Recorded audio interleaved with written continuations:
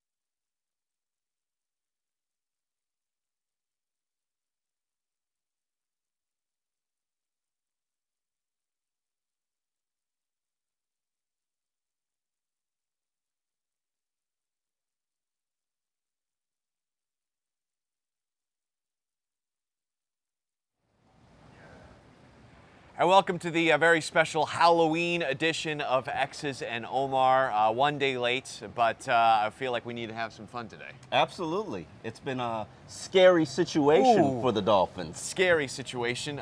You dressed as your favorite Dr. Seuss? I am the cat, Yes. because I'm a cat in the Sure. hat. And I am a prisoner chained to having to, I can't think of what crime I have committed that could punish me that is deserving of having to watch this Dolphins offense the rest of the season. Oh, wow. I mean, for a team that's 4-3, they do have a tragically bad offense, which has the potential to get worse. All right, we're going to get to the big news of the week here in just a few moments, but let's just rehash a little bit how bad this midseason loss to the Ravens was. The Dolphins had been dancing around their problems, had found a way to get to 4-2, and then it all just came together in one big mess on national television on Thursday night. Yeah, and I think the fact that it was on national television and to an audience of the world really makes it worse or seem worse. But let's be real about the situation. The Baltimore Ravens, we know who they are. They are the Debos of the NFL. They are the bullies of the AFC, and they play a physical brand of football. Punch you in the mouth. They're going to punch first. They're going to punch often. And the Dolphins didn't respond well to that. Well, this isn't the first time it's happened. Hell, it happened last year, and the Dolphins still managed to make the playoffs.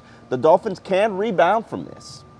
The problem that they have is, hey, you know who you are right now as a team. You're a team with a very good defense and the worst offense in the NFL. Can you compensate? Can you adjust? Can you evolve? And we are not sure about that right now.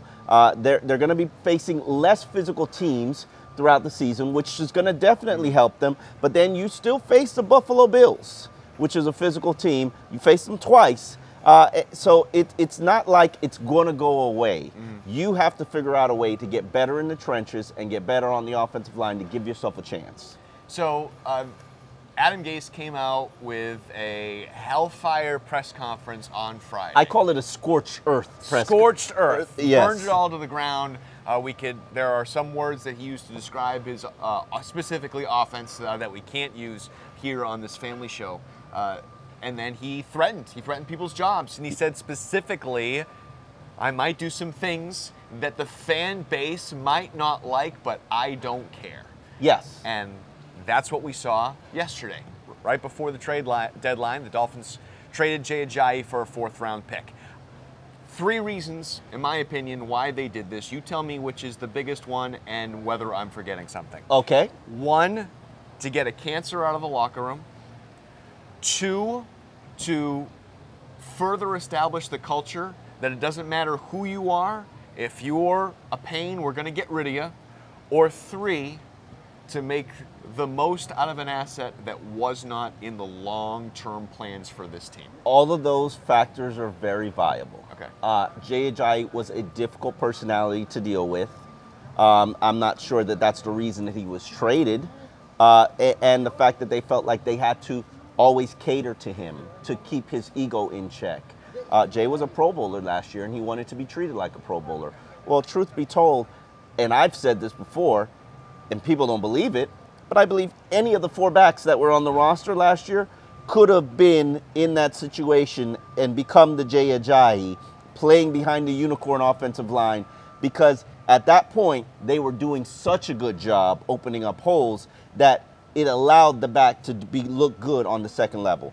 If you would have asked me at the beginning of, at the end of training camp, before we got into the exhibition season, who was the back that was impressing me the most, my answer would not have been Jay Ajayi. Mm-hmm.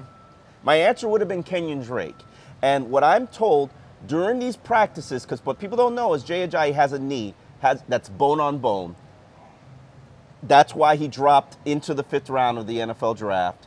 It's an issue that's not going anywhere because there is no cartilage in the knee. So his short shelf life in the NFL is not as long as most other players.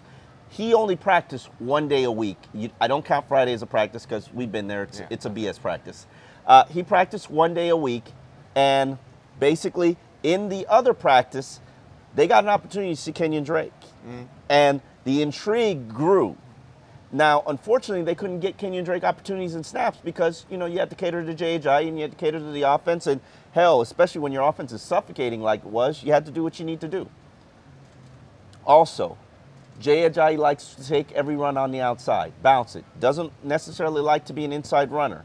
That doesn't necessarily cater to what the Dolphins need to be doing with this shambles of an offensive line. So now you've got a guy who is a little bit better of an inside runner and definitely a lot better of an outside zone runner, because I do view Kenyon Drake as an outside zone runner. Am I certain that Kenyon Drake is going to be better than Jay Ajayi? Absolutely not. The biggest knock about Kenyon Drake throughout his NFL career is that he does not have durability, or he hasn't proven that he can be the workhorse. Hell, he was a backup his entire career at Alabama, was a backup during the Dolphins. Hell, the last time he carried the full load as a workhorse was in high school. So he's still got a lot to prove. It'll be interesting to see how it all plays out. And then let's not ignore Damian Williams, because he will also have a significant role, probably being increased from the 3rd down back role. And does he need to be a workhorse back would be my question. I mean, could you envision this going forward, a Split 15 backfield? to 18 carry for Kenyon Drake and a 15 touch game for plan for Damian Williams? Absolutely. I think that was sort of the approach, that you don't have to cater to one guy. And both of them are better pass catchers than Jay Ajayi. Let's be real about it. Jay was not very good as a pass catcher, route runner. That was a limiting aspect of his game, and it's probably limited the offense. Now, let's see if it comes alive. Hell, as Adam Gase said, it can't get worse. Yeah. Lots of fans are angry about this move. And specifically, some of our compatriots in the Dolphins media have used words like dumb and stupid to describe the Dolphins, in print, to describe the Dolphins' move here. Is this move dumb or stupid? I don't think it's dumb or stupid from this standpoint. Adam Gase is running the show. If Adam Gase, you're not buying in, or he feels like he has to walk on eggshells around you, hey, you got to go.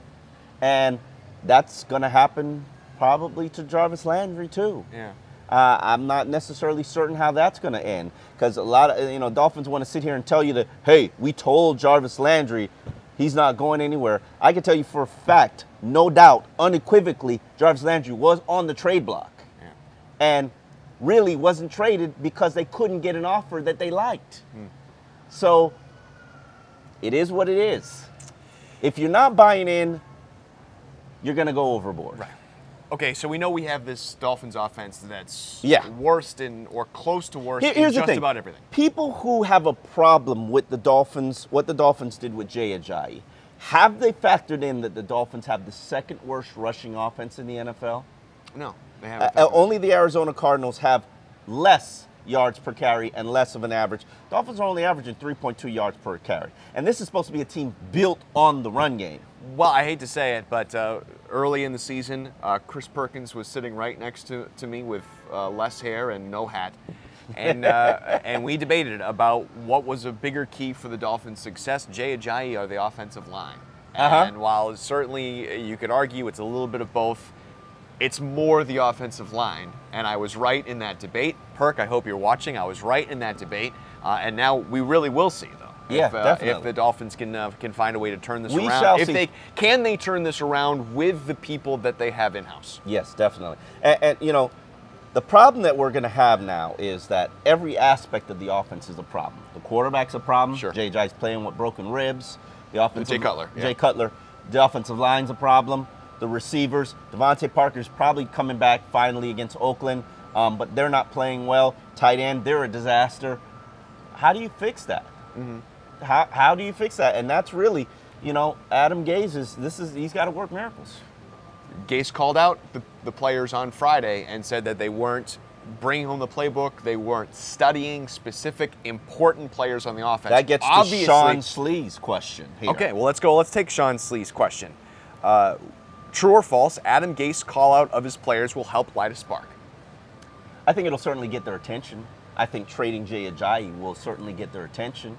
But anybody who wants to say this is equivalent to what they did last year after that Tennessee loss, where they cut, Billy Turner and Dallas Thomas and Jamal Douglas. Right. Jamil Douglas. Jamil Douglas, yeah. It's not the equivalent. You just traded the focal point of your offense as opposed to cutting 3 linemen that were disappointments, not really helping you, and liabilities. Jay Ajayi wasn't a liability. In fact, only 83 of his 465 rushing yards weren't gained after the contact. But it should be pointed out the Dolphins are the only team in the NFL without a rushing touchdown. It's very true. And while it's not totally equivalent, it is somewhat. I mean, this is the point. Just like Adam Gase last year, he said, I'm going to make a move that you'd think most teams don't move. Most teams don't just cut 2 offensive linemen because the offense isn't playing well. Most teams don't trade your leading rusher just because your offense isn't playing well. So it is equivalent in that sense that we are seeing Adam Gase once again deciding he is going to do what he feels is right. And this is an Adam Gase decision, right? This is Adam Gase telling Mike Tannenbaum, trade this guy. I don't want this guy here. I have been told that. Okay. All right. Next question, it comes from South Beach Kip. If you could upgrade only one spot on the team right now, what would it be? Oh, goodness gracious, it would have to be the offensive guard situation. Well, we talked about Anthony Steen, and now he's gone. Yes, Anthony Steen has been placed on the IR. He was a serviceable starter when he was here. He's got a foot injury. I thought Jesse Davis played decent. I thought it was a starting point, something that I would like to invest in. He plays with a lot of power, brings a lot of power to the game. I think that can help you in certain inside runs in terms of moving a defensive tackle off his point. But then Jermon Bushrod, he's got to play better. There have been times and instances where Jermon Bushrod's play is the equivalent to Dallas Thomas's. When I used to beat Dallas Thomas down, there are 45 snaps where Dallas Thomas was an issue, but then there are 5 snaps where he was a disaster, and those 5 snaps blew up drives. Jermon Bushrod is giving you the same kind of play.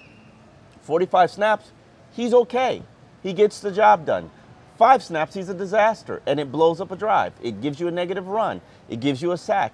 And those things have to improve. So it starts there. I think when Ted Larson comes back, which he should be practicing this week, he won't be cleared to play until the Carolina game, maybe you have a chance. But then again, that depends on how you view Ted Larson. I don't think he's this savior that's going to come and save the entire season.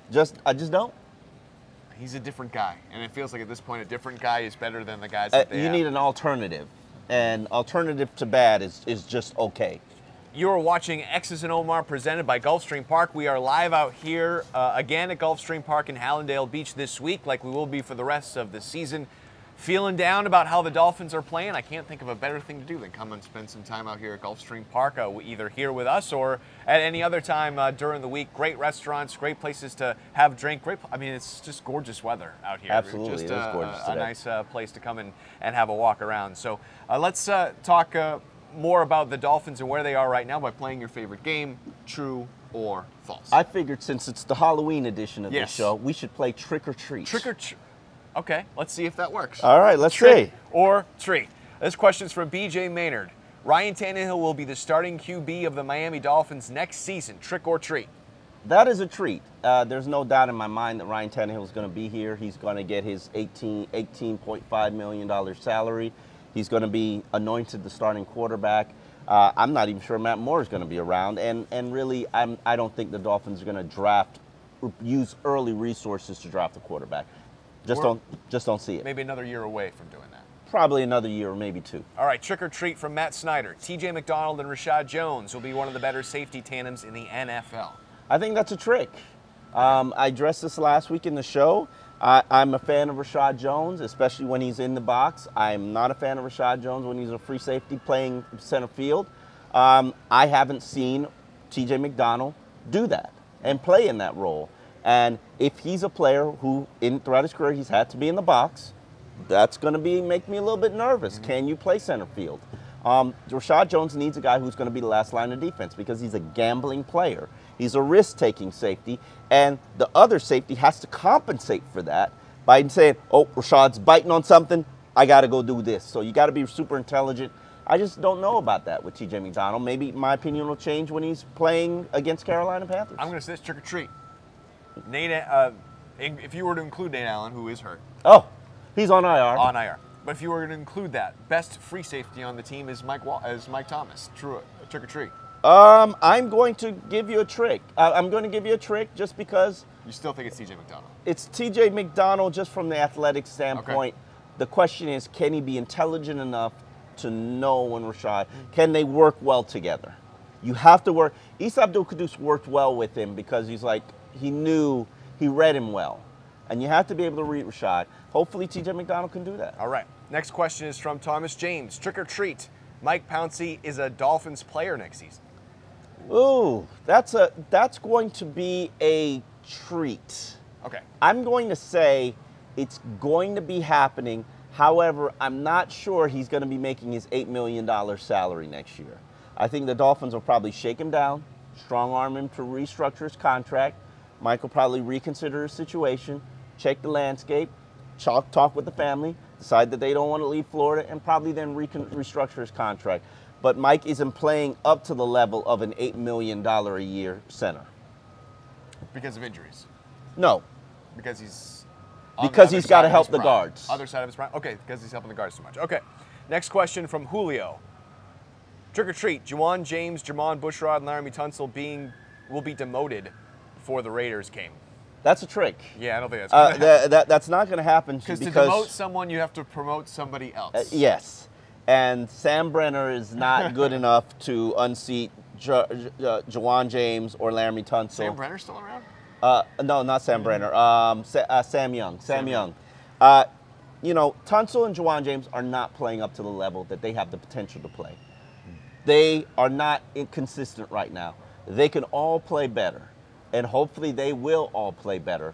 Laramie Tunsil, it starts with him. When you're the left tackle, you have to be the cornerstone of your team, your organization, your line, and you have not played like the cornerstone. Start there. Juwan James, I need to see you mauling people, moving people off the point, sealing off that corner, creating those running lanes, and they have talent. The question is, can they bring it out? What's your explanation for why Tunsil has not been what we might have thought or hoped he would be this year? Too much too soon.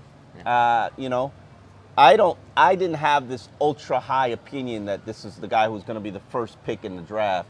I looked at Tunsil's film, and I've said this to you going back to last year. I looked at Tunsil's film in the draft process, and I looked at it, probably took me 15, 20 minutes, and was like, no, he's not going to be the first pick. And this is when people were talking about him being the first pick. Right. It's good. It's not elite. He's not Jake Long. Right. He's not. You're not locking down whoever's on that left side. Can he play better? Absolutely. I'd love to see him be better in the run blocking aspect. And start there. Fair enough. Next question from D. Trick or treat, Dolphins spend a first and second round draft pick on the offensive line. That's going to be a trick. There's no question in my mind that this Dolphins team or organization does not have a high value on offensive linemen in terms of using early picks to take one. It's just, I know they did it with Laramie Tunsil. Remember, everybody else was the pass regimes.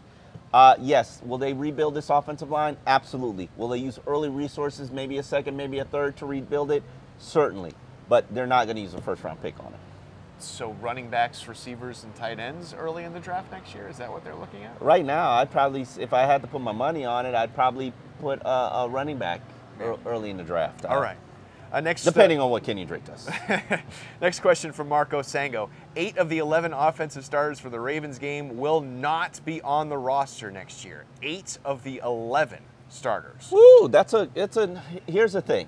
Can we get to 8? Okay, Laramie Tunsil is going to be around. I'm not going to sit. Let's do that way. Tunsil's around. I'm not going to sit. No, you don't have a left guard. So Stills is around. Mike Pouncey's a maybe. Stills is going to be around. Jarvis Landry is a maybe because of his contract situation. You certainly, hell, Jay Ajayi's already gone. Jay Cutler's going to be gone. But it was Matt Moore. Matt Moore, officially. yeah. So I'm going to say, yeah, there's a good chance. There's a good chance you're going to be rebuilding. You're the worst offense in the NFL. Why wouldn't you rebuild? Why wouldn't you rebuild? And, they spent the last draft rebuilding their defense, retooling their defense, and so far, seemingly you don't have any okay. backup receivers that are any good. Right. Devontae Parker's certainly going to be a starter next year moving forward. Devontae Parker, Kenny Stills, Laramie Tunsil is all I can, and Ryan Tannehill is all I can unequivocally tell you will be back. Kenyon Drake, 5 players. Those are the only players I can tell you unequivocally will be back. Offense. Wow.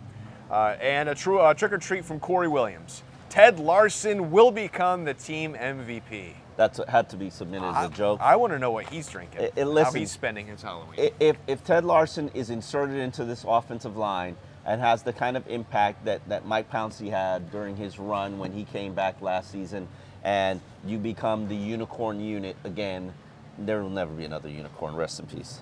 But they become respectable, then maybe he will deserve to be the MVP, but I just don't see it happening. Okay, well, I'm going to throw in, not a trick or treat, but a question there before we move on.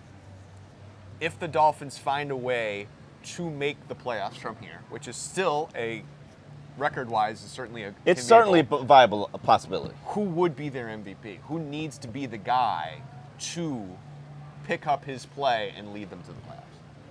Kenyon Drake. And truthfully speaking, it's the only way this offense and this defense is built on run game. Mm-hmm. Somebody's got to be toting the rock. Somebody's got to make the play-action game come alive. Kenyon Drake is going to have the opportunity to prove that the offense, people don't realize this, but Kenyon Drake was like the 3rd back selected in that draft last year. Mm-hmm. Time to play that way. He's a 3rd-round pick. Who would have thought that Kareem Hunt would be the best back in the NFL? Nobody thought that. Absolutely nobody. You never know. When these guys get opportunity, how do they handle it? How do they maximize that opportunity? I always say this, and I write a column about it probably annually. Your opportunity, your shelf life to prove that you are a good NFL player, prove that you are a star, prove that you are a standout, you might get 2 games. What do you do in those 2 games? How much prep work do you put in? How much work in the film room do you put in? How much are you pushing yourself?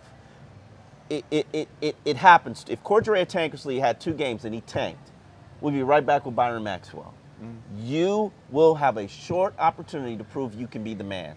And Kenyon Drake, this is your chance. It's 2 games. It makes me think of Jimmy Garoppolo. He had 2 games with the Patriots. Yeah. And that's why the Niners traded for him and believe he's their quarterback of the future. All right, let's move on. And again, this is X's and Omar presented by Gulfstream Park. We are live here at Hallandale Beach. Come on down and join us. Let's talk about the Raiders game. A game that feels in some ways like a get the season back on track. We just went through a shattering loss. Trauma. And a huge move. And Jay Cutler is back.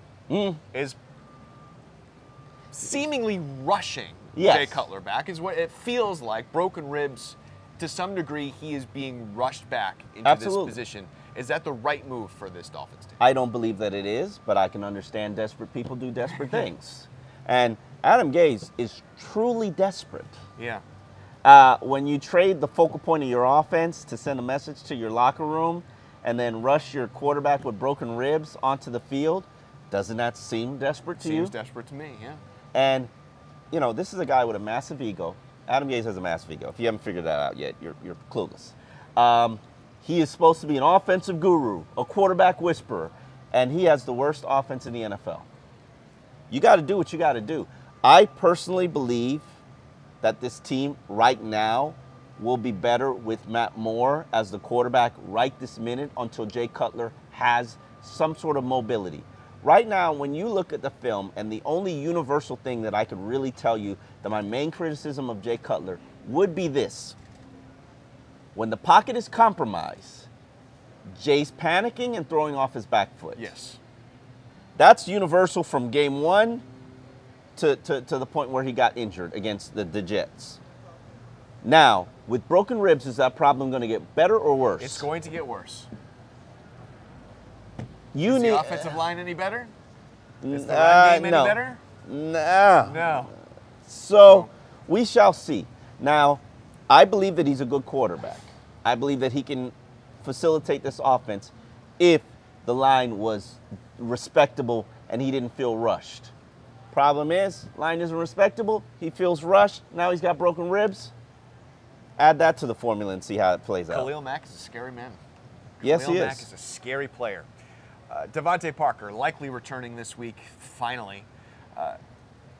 When we're talking about MVPs and what the Dolphins need to do to make that next step and that offense to make that next step, it certainly seems like it's got to be Devontae Parker stepping up and making more plays. Yeah, you think so, but you know, the concern about Devontae Parker, talent is there. Sure. When he gets injured, does not play up to the level of his talent. What's he now? He's injured. He's injured, yeah. My question and concern is he going to be cutting sharp? He already rounds off his routes. Is he going to be cutting sharp on this ankle? Okay, so he's going to be telegraphing his routes. Is he going to be able to jump and high point the ball like he used to? So am I going to get the Devontae Parker in November that you expect at the beginning of the season? I would say no, but hope he returns in December. My only hope, and I totally I understand that, was that he seemingly was healthy enough to play Thursday. Okay. He was out there. Mm-hmm. You saw him out there. You said, he looks good. He looks like he can play. Didn't say well. Adam Gase said, no. Adam Gase said we're going to proceed with caution. He knows. Because Adam Gase knows that Devontae Parker out there at 80% is not a great player. No. So you hope that now that if he was maybe even better than 80% last week, that after 9 days off, he is close to being there. And I say this all the time for people who want to call Devontae Parker soft. Yeah, you could say it's the foot issue, it's the quad issue, it's the calf issue, or whatever. It's always an issue. But a wide receiver out there playing on a bad ankle is a bad wide receiver, no matter who it is. It could be Jarvis Landry, it could be Brandon Marshall, it could be Randy Moss. Odell Beckham started the season weeks before he got really hurt. He was playing on a bad ankle and didn't do much. Yeah, a bad ankle, a wide receiver playing on a bad ankle is a bad wide receiver.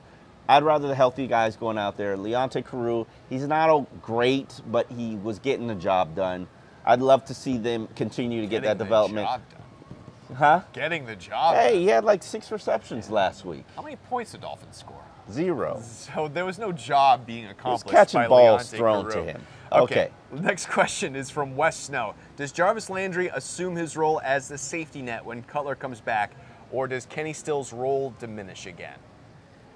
I mean, Jarvis has been the safety net of this offense all season. I mean, he's got 398 yards on 50 receptions, which is double what any other player on the team has got. You know, the problem is he's only averaging 8 yards per reception. I think he needs the guys on the outside to do their work to draw some attention off him. He needs the tight ends to play well to draw some attention off him. And until he gets that, he's just going to be an average player. But should Kenny Stills be more involved? Absolutely. This offense was good when they had the big plays playing off the play action run game. You got to get back to getting the big plays. Is Jarvis screwing himself out of some big money here? How? I don't. Well, we know not only Ajayi, but who else do you think Adam Gase was calling out by that know the playbook speech? Oh, Jarvis, here's the thing. It was Landry. I don't know about that. You don't think so? Who else other than Jay Ajayi was that whole speech to? Because it wasn't just Jay. You make an And it wasn't excellent Devontae point. Parker who's hurt. But here's the thing. I don't think it was Kenny Stills. All right. So who was that to? You might be right. I think Jarvis knows his job when he's in the slot. Maybe when he moves to the outside, he probably isn't running the right routes. And this is just a guess. I don't know. But as long as Jarvis stays healthy, he's going to be cashing in. Okay. And if I were Jarvis, and this is no shade to any Dolphin fan, this is no shade to the front office, no shade to anybody who believes that, you know, and Jarvis is a warrior. My focus would be on staying healthy. Yeah. Nothing personal. You chose not to pay me. I'm going to choose to make business decisions.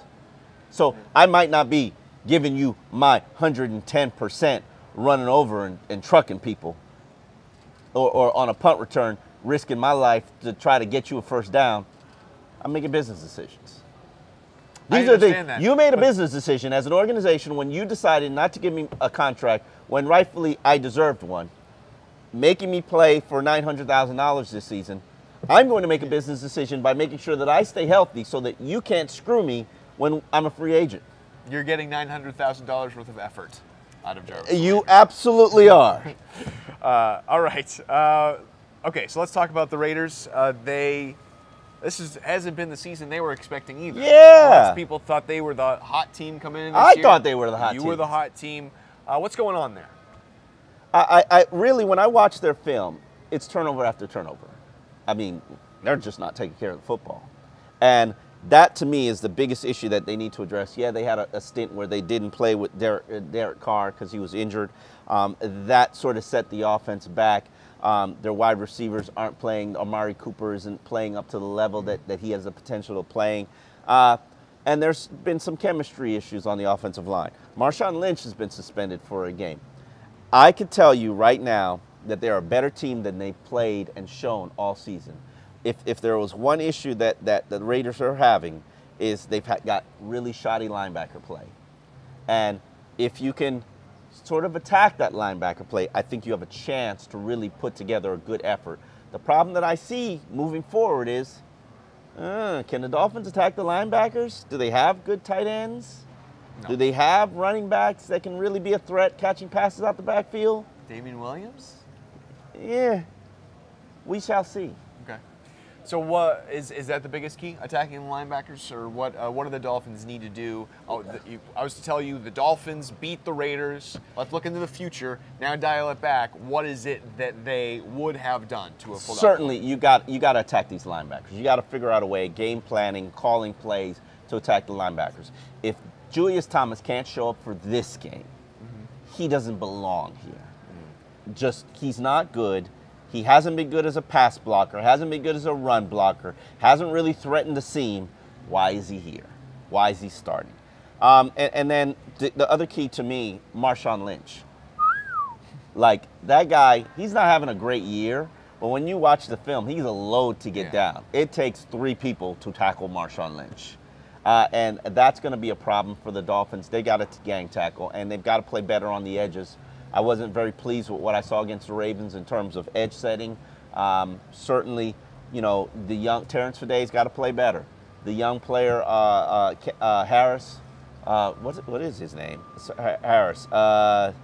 I forget his name. The first round draft pick. Charles Harris. Charles Harris. He's got to play better. While Andre Branch is sidelined. And if you cannot stop the run, you've got no chance. Not expecting Andre Branch back this weekend? That groin strain looked a little serious to me. Okay. So who you got? I think I'm going to go with the Raiders Okay. on this one, just from this standpoint. The Raiders are a playoff caliber team. They just need to clean it up. Dolphins have 2 turnovers all season, 2 interceptions all season.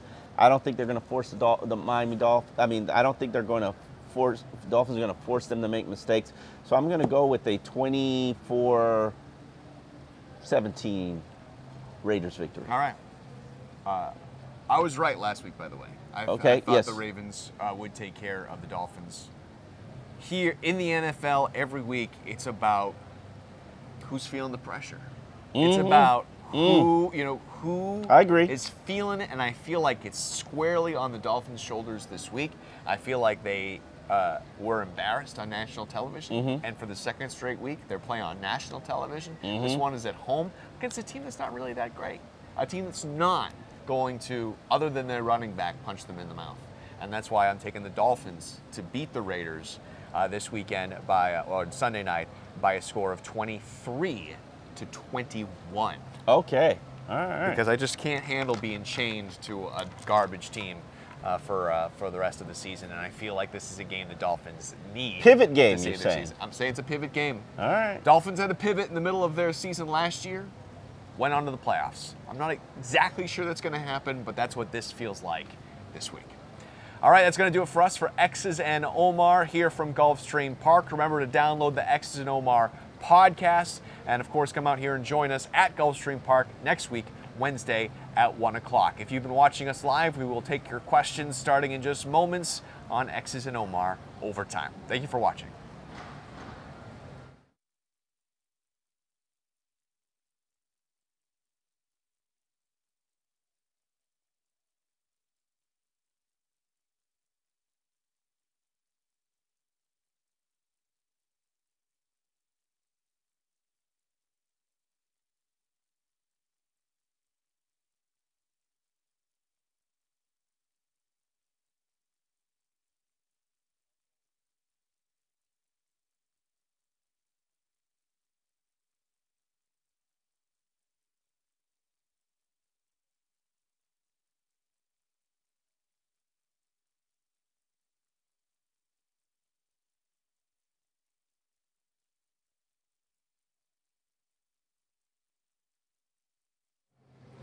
All right, welcome to X's and Omar Overtime. We're going to go through here some of your questions. From Julian, are receivers getting separation without being schemed open? No, they are not. The offensive line doesn't necessarily have time to protect for the receivers to get separation, but no, there is no separation taking place with the Dolphins offense. Kevin. From a receiver standpoint. Kevin asks, would signing the best offensive line coach in the league next season help, or is it pure talent issues? They have one of the best offensive line coaches in the NFL, whether you want to believe it or not. What happened to him? I think he snorted some white powdery substance, and it wasn't working. I think it's a talent issue. This is just my opinion, but I think the Dolphins are having a tremendous talent issue at offensive line. All right. An evaluation issue as well. Yeah. Okay. Christian wants to know what made you decide to go with Cat in the Hat. My fiance is a huge Halloween person. Okay. I mean, that's her thing, Halloween. And I right after Halloween last year, because I had to go out and rush and hurry to get an outfit, I specifically went shopping for a Halloween outfit on the discount rack, and Cat in the Hat was what I chose. It's not bad for the discount rack. I mean, I paid good substantial money for this, but it was discounted because I bought it in November last year. Right. Okay. But I'll be shopping for a Halloween outfit if you want to give me suggestions next year. I do like my fiance was a big fan of the dinosaur. The people like the big dinosaur. I don't know if I could do the show as the dinosaur, but I got to get some consideration. How much do those costumes cost? I don't know. I don't think I would imagine it's way too much money. What realistic chance would the Jay A. Fin fan? What realistic chance would you have if this with this O-line this season if they sign Brandon Albert. I think that would be the only chance that they have of saving and making this a respectable season, but nobody cares about my opinion, and the Dolphins are dead set against signing Brandon Albert, adding him to the team, and moving Laramie Tunsil back to left guard. It's over. The Albert thing's over. Yes, it's over. Ian wants to know, he has a bunch of questions here, but how was the Ajayi trade received in the locker room? How do you think something like that goes over? Do you think that message of you better try, or you're nobody is safe, and the player. Here's the thing: people don't realize this, but players are a lot smarter than people give them credit for. Mm-hmm. They knew something was happening. They possibly knew it might be Jarvis. If you probably asked them to choose, they probably would have chosen Jarvis stay and Jay go. I don't know if as many people knew that it was an issue, but players aren't happy about it, but they understand that this is a business. Hell, if I'm Jay Ajayi and I just got traded to the best team in the NFC, yeah, I'm feeling pretty good about it. I'm saying thank you. I appreciate that. Yeah, I wouldn't want to leave Miami, but I wouldn't want to share the backfield with LeGarrette Blount. But if you're not believing in me, I don't want to be part of your organization. That's true. And Blunt's a one-year guy. So going forward, they're going to go heavy on Ajayi. You would think the Eagles would. We got some. Let's see. What are some of the questions coming in fresh here? D. Will the trade and the aftermath of Ajayi be the biggest moment of Adam Gase's Dolphins career? I think this probably has the potential to be the biggest second guess of Adam Gase's Dolphins career. I don't really second guess it just because I know more of the inside than people know. I know Jay was difficult to deal with.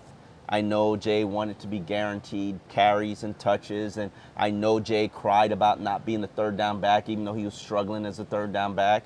Okay. You can't pacify players forever, and eventually you got to move on. And I know that the coaches were intrigued, and front office were intrigued by Kenyon Drake. The question is, can Adam Gase make Kenyon Drake look special? We shall see. And don't pretend, I mean, we didn't talk about the Dolphins should trade Jay Ajayi, but don't pretend you did not see the signs. All the signs were there. What happened at the beginning of last season, I mean, not a lot of players cry about bringing in a veteran and having to compete with somebody, so to the point that you've got to bench him and send him home. I mean, how many times have we seen Jay Ajayi upset, yelling at coaches? Emotional. But here's the thing that I have sort of an issue with in terms of the argument that you're making, and I will challenge Adam Gase on. Okay. You want alpha males. You specifically said when you got here, I'm drafting alpha males. These are the guys, the type of guys that I want on my team. This is the personality that I want. I want guys who demand the ball. I want guys who have attitude and confidence and are cocky. Okay, they're not easy to manage. They're kind of difficult guys to deal with. Now, you have a problem with the two alpha males on your team, on your offense. Doesn't that sound a little hypocritical to you? A little bit. A little bit. I can't just argue saying. with that. Do you think if Adam Gase said pay Jarvis Landry, they'd be paying Jarvis Landry? Yes. Okay. Because what Adam Gase says generally is goes. Okay.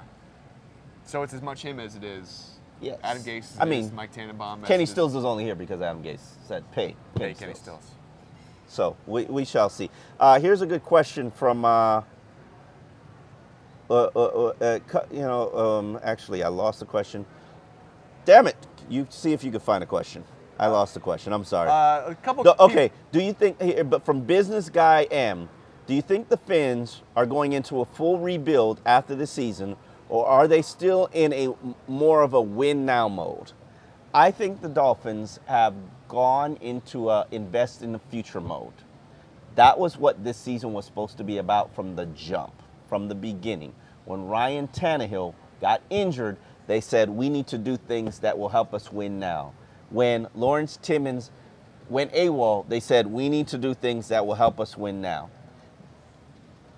And they lost their way. Yeah. This season was supposed to be about investing in your future, investing in your young players, seeing what the upside and potential is to pivot from there. Somehow we lost our way.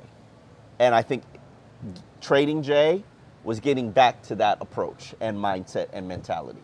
You know, and in some ways, this is not the first time it's been said, but when a head coach makes the playoffs in his first year as the head coach, all the expectations, everything gets blown out of the water. That team was not very talented. And that team was not as good, and so we gave the credit to Adam Gase, and you know he as it rightfully deserved, and he deserved it. But it also overinflated what we thought this team was and could be. And even now, we're doing the same thing.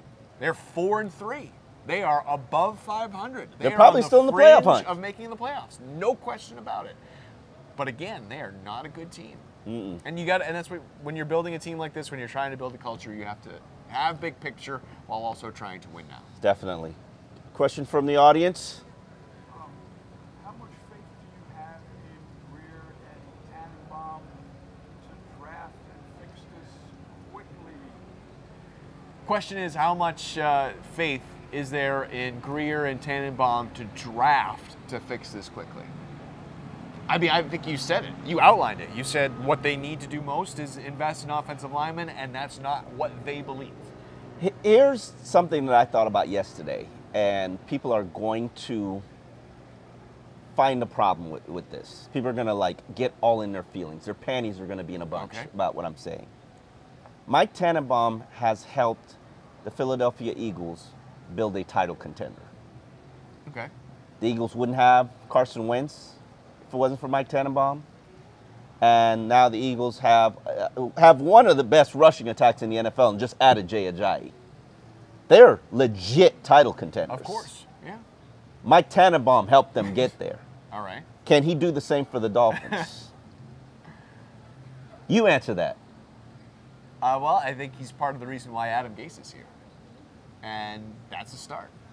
My question is talent evaluation. And I like, what's the first round pick's name again? Charles Harris. There you go. All right. Here's the truth. I keep forgetting his name because he's not really that relevant. He doesn't play, he doesn't make many relevant. I would have hoped that the first round pick that the Dolphins selected would be relevant. And it wasn't. It isn't. He isn't. Enough said. I think last year where they're at is they feel like they've drafted their pass rusher of the future, their middle linebacker of the future, and cornerback of the future. Quarterback of the future in the first 3 rounds. Okay, great. And if you can get to a point next year where you're rebuilding your offense and you draft your running back of the future, your tight end of the future, and an offensive lineman of the future, you're doing all right. Okay. Do you have the quarterback of your future? That's a sticky point. That is a sticky point. And here's the thing. Anybody could have went up and gotten Carson Wentz if they wanted him. Last year, Deshaun Watson, nobody was really talking about him being that guy. He's playing sensational. It's about talent evaluation, and I like Chris Greer, but I'm not certain and confident that this organization has the talent evaluators needed to make that tough decision to go get that player when he's there. All the talk is about how, look at the Browns. If they had only drafted Carson Wentz, if they'd only drafted bad Deshaun organizations Watson, are bad if they only organizations. had drafted Dak Prescott, guess what? If any one of those 3 guys had been quarterbacks of the Browns, we still would be saying the Browns can't draft good quarterbacks because they would still stink. Yes. So it's not just about the quarterback, and it's not just about evaluating those quarterbacks either. You got to give them an atmosphere and an environment to find success. Culture is important. Building the culture the right way is important. And I think that's why. Yeah, that's what Gase is freaking doing. out about who the quarterback is going to be is not where the Dolphins should be right now.